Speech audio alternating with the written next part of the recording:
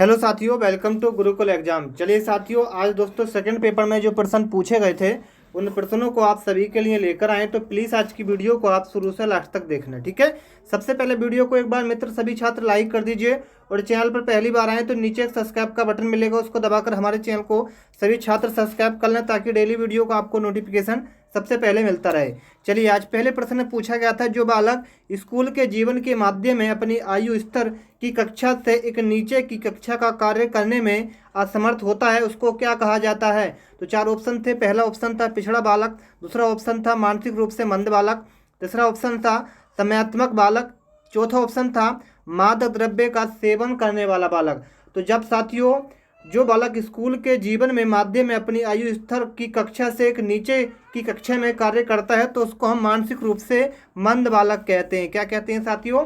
मानसिक रूप से मंद बालक, ठीक है। चलिए आइए साथियों अगले प्रश्न पर। एक शिक्षक को स्कूल में प्रथम बार आए विशेष आवश्यकता वाले बच्चे के साथ क्या करना चाहिए। बहुत अच्छे प्रश्न है। एक शिक्षक यानी कि एक टीचर को स्कूल में प्रथम बार आए विशेष आवश्यकता वाले बच्चे के साथ क्या करना चाहिए। जब आप साथियों पहली बार स्कूल में जाएंगे तो एक अध्यापक आपके साथ आपके प्रति कैसा व्यवहार करेगा, इसके बारे में प्रश्न में पूछा गया है। तो प्रश्न का सही आंसर होगा बच्चे के अभिभावक से सहयोगी योजना की चर्चा के बारे में बातचीत करेंगे, ठीक है। तो करेक्ट आंसर आपका सी वाला हो जाएगा, नोट करते चलना। चलिए साथियों, हमने टेलीग्राम का लिंक आपको डिस्क्रिप्शन में दे दिया है। कोई छात्र इसकी पीडीएफ चाहता है तो लिंक आपको डिस्क्रिप्शन में मिलेगा, टेलीग्राम से जुड़ जाना और इस वीडियो की पीडीएफ को आप डाउनलोड कर लेना, ठीक है। चलिए आगे पूछा गया था, शैक्षिक भ्रमण अधिगम के लिए आवश्यक साधन क्यों है। बहुत अच्छा प्रश्न है। तो शैक्षिक भ्रमण अधिगम के लिए आवश्यक साधन क्यों है? क्योंकि भ्रमण के स्थान के प्राप्त ज्ञान क्या होता है? स्थायी होता है, स्थिर होता है। तो आपका राइट आंसर क्या हो जाएगा? डी वाला, ठीक है। आ जाइए अगले प्रश्न पर। पूछा गया, किसी बालक की वास्तविक आयु 8 वर्ष है। किसी बालक की वास्तविक आयु कितनी है? 8 वर्ष है, और मानसिक आयु 12 वर्ष है, तो उसकी बुद्धि लब्धि कितनी होगी। यानी कि आपकी जो आयु है बच्चे की, बालक की आयु कितनी है? 8 वर्ष है, लेकिन उसकी मानसिक आयु कितनी है? 12 वर्ष है। तो उसकी बुद्ध लब्धि आपसे पूछी गई है, तो उसकी मेरे मित्रों कितनी होगी? 150 होगी। तो आपका राइट आंसर ए, वो ऑप्शन नंबर डी हो जाएगा, ठीक है। आ जाइए मित्रों आगे।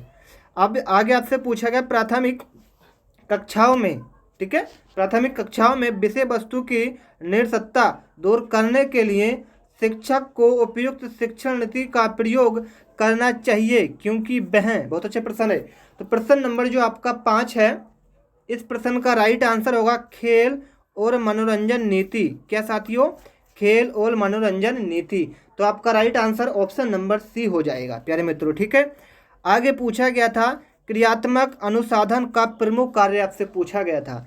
क्रियात्मक अनुसाधन का प्रमुख कार्य आपसे पूछा गया था। प्रश्न नंबर 6 का जो सही आंसर आएगा वो आएगा स्थानीय समस्याओं का समाधान करना। क्या साथियों? स्थानीय समस्याओं का समाधान करना। तो आपका राइट आंसर क्या हो जाएगा? बी वाला, ठीक है। चलिए आ जाइए आगे प्रश्न पर। प्रश्न नंबर 7 काफ़ी इंपॉर्टेंट प्रश्न है, समझिएगा कि एक शोधकर्ता या खोजकर्ता के रूप में आप निम्नलिखित में से कौन से शीर्षक को अनुसंधान वो प्रस्ताव में सम्मिलित नहीं करेंगे। प्रश्न को दोबारा समझेंगे। एक शोधकर्ता के रूप में आप निम्नलिखित में से कौन से शीर्षक को अनुसंधान प्रस्ताव में सम्मिलित नहीं करेंगे। तो इस प्रश्न का राइट आंसर हो जाएगा अनुसंधान के लिए मूल विस्तृत व्याख्या। तो आपका राइट आंसर क्या होगा मित्रों? सी वाला, ठीक है। चलिए प्रश्न नंबर जो आपका 8 है उसको पढ़िएगा, संवेगात्मक रूप से अभिप्रेरित बच्चों की मुख्य विशेषता। तो संवेगात्मक रूप से अभिप्रेरित बच्चों की प्रमुख विशेषता जो है, मुख्य विशेषता जो है वो है आपकी उनका अति प्रक्रियात्मक स्वभाव। क्या साथियों? उनका अति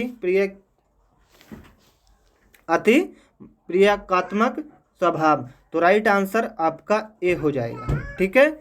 आइए प्रश्न नंबर 9 पर, निम्नलिखित रिक्त स्थान के लिए सही उत्तर का चयन कीजिए। यानी कि ये आपके पहला जो था वो था ब्लूम्स डोमेन्स ऑफ लर्निंग, संज्ञात्मक और मनोप्रेरणा। यहाँ पर एक प्रश्नवाचक का चिन्ह था, तो यहाँ आपसे पूछा गया था यहाँ पर क्या आएगा। तो मैं आपको बता दूं साथियों, इस प्रश्न का राइट आंसर, एक मिनट चलिए इस प्रश्न का राइट जो आंसर आएगा मित्रों वो आपका आएगा, नोट करते चलना, बिल्कुल करेक्ट आंसर आएगा भावात्मक। क्या साथियों, यहाँ पर क्या दे रखा है, एक तो ध्यान से नोट करेंगे कि ब्लूम्स डोमेन्स ऑफ लर्निंग संज्ञात्मक होनी चाहिए, मनोप्रेरणा होनी चाहिए और भावात्मक होनी चाहिए। ठीक है, तो आपका राइट आंसर क्या होगा, भावात्मक। ठीक है, राइट आंसर सी हो जाएगा। आइए मित्रों आगे, निम्नलिखित में से कौन सा चिंतन अनुसाधन से संबंधित है। निम्नलिखित में से कौन सा चिंतन अनुसाधन से संबंधित है। तो मेरे प्यारे मित्रों ये आपका हो जाएगा, एक तो परंपरागत चिंतन, दूसरा विकेंद्री चिंतन तीसरा हो जाएगा वैज्ञानिक चिंतन। तो आपका राइट आंसर होगा, यानी कि तीनों विकल्प जो है मेरे मित्रों आपके सही हो जाएंगे, यानी कि ये वाला भी, ये वाला भी और ये वाला भी।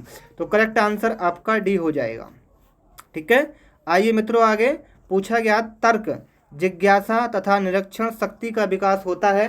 तर्क जिज्ञासा तथा निरीक्षण शक्ति का जो विकास होता है वो मेरे प्यारे मित्रों होता है 11 वर्ष की आयु में। क्या साथियों, 11 वर्ष की आयु में। आगे आपसे पूछा गया किसने कहा था, ये कथन किसका था, ये पूछा गया था। एक व्यक्ति का दूसरे व्यक्ति से अंतर एक सार्वभौमिक घटना जान पड़ती है। तो एक व्यक्ति का दूसरे व्यक्ति से अंतर एक सार्वभौमिक घटना जान पड़ती है। मेरे प्यारे मित्रों राइट आंसर नोट कर लेना, ये है टॉयलर द्वारा। किसके द्वारा साथियों, टॉयलर। एक मिनट इंतजार करेंगे, टॉयलर मतलब टॉयलर। ठीक है, तो किस ऑप्शन में टॉयलर, ऑप्शन नंबर ए में। प्यारे मित्रों राइट आंसर ए हो जाएगा। आइए मित्रों आगे, सीखने की खेल विधि उपयोगी। सीखने की खेल विधि उपयोगी होती है किस अवस्था में। मेरे प्यारे मित्रों सीखा किस अवस्था में जाता है ये आप सभी जानते होंगे, ये आपका कोई भी इस प्रश्न को गलत नहीं करेगा, बाल्य अवस्था। क्या साथियों, बाल्य अवस्था में क्या होता है, सीखने यानी कि खेल की विधि उपयोगी होती है। ठीक है, आइए साथियों, निम्नलिखित में से कौन सी मूल्यांकन की प्रविधि है। निम्नलिखित में से कौन सी मूल्यांकन की प्रविधि है। 4 ऑप्शन थे मेरे मित्रों। पहला ऑप्शन था प्रश्नावली, साक्षात्कार, मत सूची, ये सभी। तो कभी भी मैं आपको ये बता दूं कि आप पेपर दे रहे हो तो ये प्रश्न जो आ जाए ये सभी, तो मैक्सिमम प्रश्नों में यही होता है कि ये सभी आपके आंसर क्या होते हैं, सही होते हैं। तो प्रश्नावली, मत सूची, साक्षात्कार, ये सही आंसर होगा ऑप्शन नंबर डी वाला। ठीक है, चलिए तो ये कुछ महत्वपूर्ण प्रश्न थे साथियों, कैसे लगे आपको हमें कमेंट में बताना है। और आपने अभी तक हमारे चैनल को सब्सक्राइब नहीं किया है मित्रों तो प्लीज़ आप हमारे चैनल को सब्सक्राइब करके बेल आइकन ऑन कर देना, ताकि आपको अगली वीडियो का नोटिफिकेशन सबसे पहले मिलता रहे। ठीक है, चलिए तो वीडियो को लाइक कर देना और एक कमेंट कर देना। ठीक है, टेलीग्राम से नहीं जुड़े हैं तो आप टेलीग्राम से ज़रूर जुड़ना, लिंक आपको हम डिस्क्रिप्शन में दे देंगे टेलीग्राम का, तो जाकर जुड़ जाना। ठीक है, हमारे टेलीग्राम का नाम भी गुरुकुल एग्जाम ही है। ठीक है, सभी को थैंक्स ऑफ